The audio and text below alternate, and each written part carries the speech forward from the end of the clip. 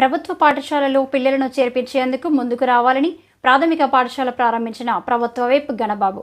పారిశ్రామిక ప్రాంతం 59వ వార్డు పరిధిలో ఉన్న లక్ష్మీనగర్లో జీవీఎంసీ ప్రాథమిక పాఠశాల స్కూల్ భవనం కూల్చేసి ఆ స్థానంలో నూతన భవనం సెంట్రల్ గవర్నమెంట్ నిధులతో జీవీఎంసీ నిధులు సుమారుగా 60 కోట్ల వ్యయంతో నూతన భవనం నిర్మించారు. ఈ సందర్భంగా భవనం ప్రారంభానికి బుధవారం శ్రీకారం చుట్టారు. ఈ ప్రారంభోత్సవానికి ప్రభుత్వ వైపు గణబాబు, రాష్ట్ర వెలుమ corporation director CH Rammohan Naidu, 59వ వార్డు జనసేన నాయకులు పుర్రె సురేష్, ఆయన సతీమణి వార్డు కార్పొరేటర్ పుర్రె పూర్ణ శ్రీవారితో కలిసి నూతన పాఠశాల భవనాన్ని ప్రారంభించారు. తరగతులన్నీ పాఠశాల ఉపాధ్యాయులతో కలిసి సందర్శించారు.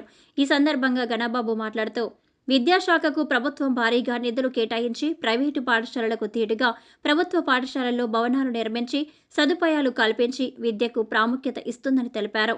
ప్రభుత్వ పాఠశాలల్లో తమ పిల్లలను చేర్పించేందుకు ముందుకు రావాలని పిలుపునిచ్చారు. ఉన్న తరగతుల గదులు, స్కూల్ ఆవరణలు, విద్యార్థులకు ఉపయోగపడే సదుపాయాలు, మరుగుదొడ్లు సుందరంగా ప్రైవేటు పాఠశాల తీటుగా తీర్చిదిద్దుతున్నారు. పాఠశాల భవనం ఆదిత్య కన్స్ట్రక్షన్ వారు నిర్మాణం చేపట్టారు. ఈ కార్యక్రమంలో కూటమి నాయకులు, మహిళలు, ఉపాధ్యాయులు, విద్యార్థులు, తల్లిదండ్రులు తదితరులు పాల్గొన్నారు.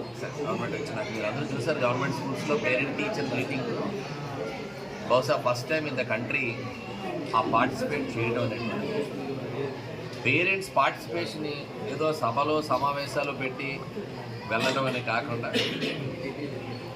ఒక ప్రోగ్రెస్ రిపోర్ట్, ఏదో పిల్లలకి ఇచ్చే మార్క్ లిస్ట్ అని కాకుండా ఆ రిపోర్ట్లో పిల్లలకి ఏ అసెస్మెంట్ టీచర్స్ చేయగలిగారో, వాళ్ళకి ఏ గ్రేడింగ్ ఇచ్చారో గ్రేడింగ్తో పాటు వాళ్ళు మళ్ళీ నెక్స్ట్ లెవెల్కి వచ్చేటప్పటికి, నెక్స్ట్ సెమిస్టర్కి వచ్చేటప్పటికి వాళ్ళు అప్గ్రేడ్ అయ్యే విధంగా టీచర్కి ఆ రెస్పాన్సిబిలిటీస్తో పాటు పేరెంట్ అందులో ఇన్వాల్వ్ చేస్తే, అంటే పేరెంట్, టీచరు, స్టూడెంట్ ఈ ముగ్గురు కాంబినేషన్లో ఒకవేళ వాళ్ళు దేనిలో ఎక్కువగా వాళ్ళ కాన్సన్ట్రేషన్ ఉంటే ఆ సబ్జెక్ట్ కావచ్చు, లేకపోతే ఆ కరిక్యులర్ యాక్టివిటీ కావచ్చు, వాటిల్లో వాళ్ళని ఐడెంటిఫై చేయడం అనేటువంటిది బేసిక్గా ఉండేటువంటి ప్రైమరీ, హై స్కూల్ ఏజ్లోనే పిల్లల్ని మనం ఐడెంటిఫై చేస్తే వాళ్ళు కల్చరలా, లేకపోతే స్పోర్ట్సా, లేకపోతే ఇంకా ఒకవేళ మ్యాథ్స్.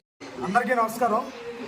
మరి ఈరోజు 59వ వార్డు ములగడ ప్రాంతంలో గతంలో ఉన్న ప్రైమరీ స్కూల్ని తీసి మళ్ళీ కొత్తగా స్మార్ట్ సిటీలో భాగంగా మరి ఈరోజు విశాఖపట్నం మొత్తం కూడా సుమారు 65 కోట్ల రూపాయలు డబ్బుతో, కేంద్రం నుంచి 53 కోట్లు, అలాగే జీవీఎంసీ నుంచి 13 కోట్లు కలిపి 65 కోట్లతో ఈరోజు విశాఖపట్నంలో ఉన్న ప్రైమరీ స్కూల్స్ అన్ని కూడా డెవలప్మెంట్ చేయడం జరిగింది.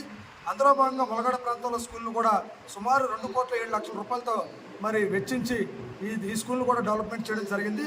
ఈరోజు గౌరవ శాసనసభ్యులు గణబాబు గారు ఇచ్చేసి మరి ఆయన రిబ్బన్ కట్ చేసి ఈరోజు స్కూల్ను కూడా ప్రారంభించడం జరిగింది. ఏదేమైనా సరే గతంలో ఏదైతే మరి చంద్రబాబు నాయుడు గారు కానీ నారా లోకేష్ గారు ఏదైతే చెప్పారో, ఎవరికైతే మరి గవర్నమెంట్ స్కూల్లో చదువుకున్న విద్యార్థులకి మంచి స్టడీ ఇవ్వాలి, మంచి స్కూల్స్ని డెవలప్మెంట్ చేయాలి, అందులో మధ్యాహ్న భోజన పథకం కింద డొక్కా సూతమ్మ గారి పేరు పెట్టడం కూడా జరిగింది. అందులో భాగంగా ఈరోజు స్టూడెంట్స్ అందరికీ కూడా మంచి ఆహారం ఇవ్వాలి, మంచి చదువుని చెప్పించాలి, ఉన్నతమైన స్థానానికి వెళ్ళాలి, పిల్లల భవిష్యత్తు బంగారు బాటలు వేయాలని చెప్పి నారా లోకేష్ గారు సీరియస్గా తీసుకోవడం, అలాగే రాష్ట్రం అంతా కూడా దీన్ని అభివృద్ధి పదాల ముందుకు తీసుకెళ్ళడం జరుగుతుంది. ఏదైనా సరే గతంలో మీరు చూసుకుంటే వైసీపీ గవర్నమెంట్లో స్కూల్స్ అన్నీ కూడా డెవలప్మెంట్ లేక అన్నీ కూడా ఆగిపోయాయి. కానీ ఎప్పుడైతే తెలుగుదేశం పార్టీ మరి కూటమి ప్రభుత్వం ఎప్పుడైతే వచ్చిందో, అందులో భాగంగా ఈరోజు స్టేట్ మొత్తం కూడా స్కూల్స్ అన్ని డెవలప్మెంట్ చేయడం జరుగుతుంది. మీరు చూసారు ఈరోజు స్టీల్ ప్లాంట్ ఇబ్బందుల్లో ఉంటే ఈరోజు స్టీల్ ప్లాంట్ కూడా 10,300 కోట్ల రూపాయలు డబ్బులు ఇచ్చి కేంద్రం నుంచి తీసుకొచ్చి ఈరోజు ఎన్డీఏ గవర్నమెంట్లో దాన్ని కూడా అభివృద్ధి చేసి చూపి